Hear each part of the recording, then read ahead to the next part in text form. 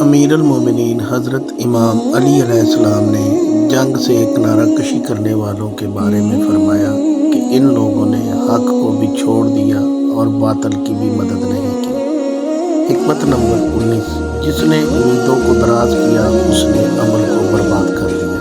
حکمت نمبر 20، بامروت لوگوں کی لگزشوں سے درگزر کیا کرو کہ ایسا شخص جب بھی ٹھوکر کھاتا ہے تو قدرت کا ہاتھ اسے سنبھال کر اٹھا دیتا ہے۔ حکمت نمبر 21، مرعوبیت کو ناکامی سے اور حیا کو محرومی سے ملا لیا گیا ہے۔ فرصت کے مواقع بادلوں کی طرح گزر جاتے ہیں، لہذا نیکیوں کی فرصت کو غنیمت خیال کرو۔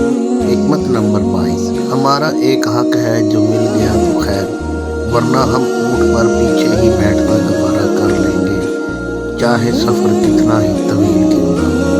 حکمت نمبر 23، جسے اس کے اعمال پیچھے ہٹا دیں اسے اس کا نسب آگے نہیں بڑھا سکتا۔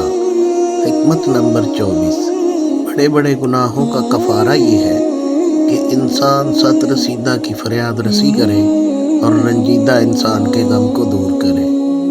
حکمت نمبر 25، اے فرزند آدم، جب گناہوں کے باوجود پروردگار کی نعمتیں مسلسل تجھے ملتی رہیں تو ہوشیار ہو جانا۔ حکمت نمبر 26، انسان جس بات کو دل میں چھپانا چاہتا ہے وہ اس کی زبان کے بے ساختہ کلمات اور چہرے کے آثار سے نمایاں ہو جاتی ہیں۔ حکمت نمبر 27، جہاں تک ممکن ہو مرض کے ساتھ چلتے رہو اور فوراً علاج کی فکر میں لگ جاؤ۔ حکمت نمبر 28، بہترین زہد کا مخفی رکھنا اور اظہار